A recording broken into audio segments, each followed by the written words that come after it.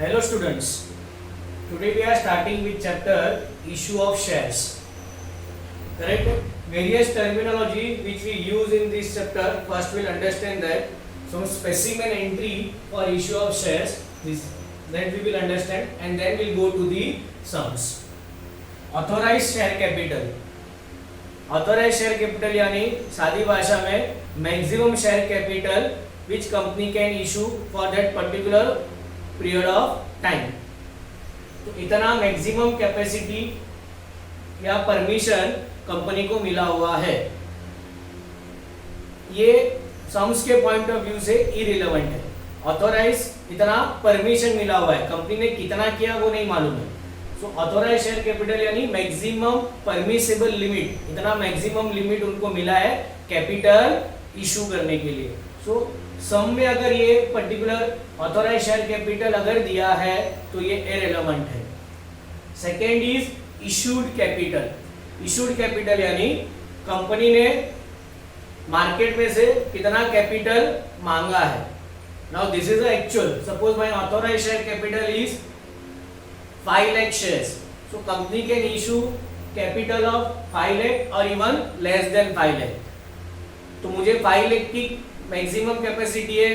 ये 5 lakh number of shares को I can break up into the 2 times. 3 lakh एक बार इशूड कैपिटल करूंगा, 2 लाख दूसरी बार भी कर सकता हूं. तो इशूड कैपिटल यानी कितना कंपनी ने पब्लिक के पास जाके कैपिटल मांगा है.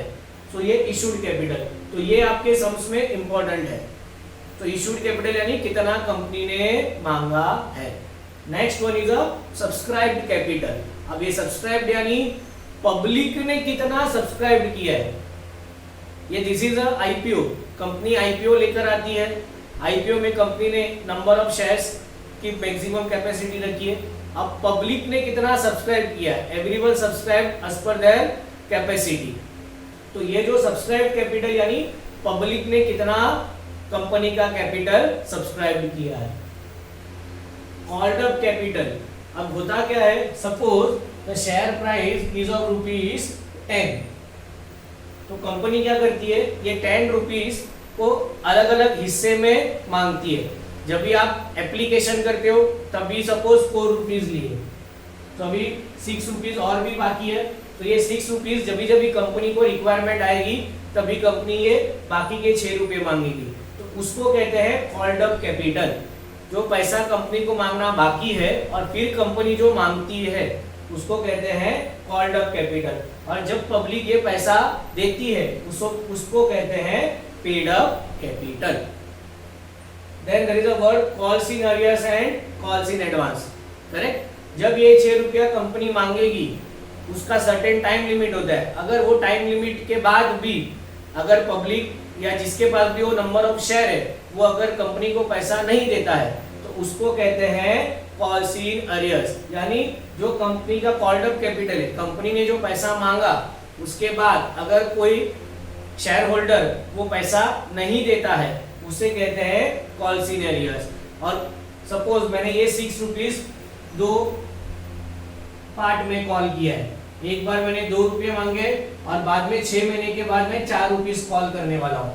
तो जब भी मैंने ये 2 रुपया मांगा उसी टाइम पे किसी शेयर होल्डर ने ये 4 रुपये आपको एडवांस में दे दिया, तो उसको हम कहते हैं कॉल्स इन एडवांस.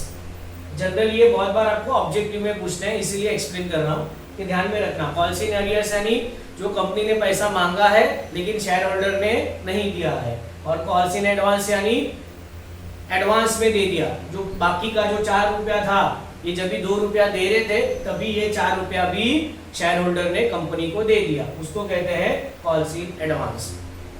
फिर there are 3 words par, premium and discount.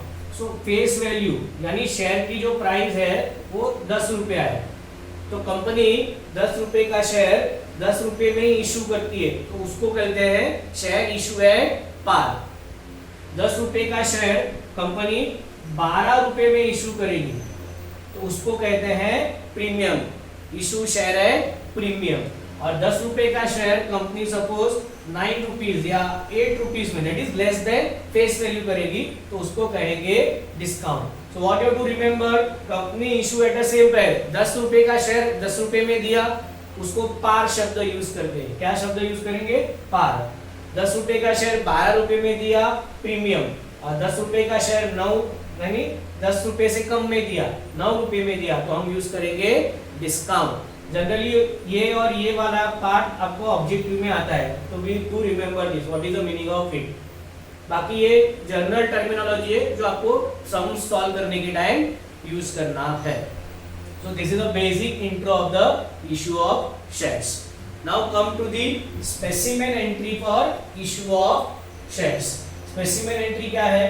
पहले इसका बेसिक थोड़ा ग्राउंड समझ लीजिए।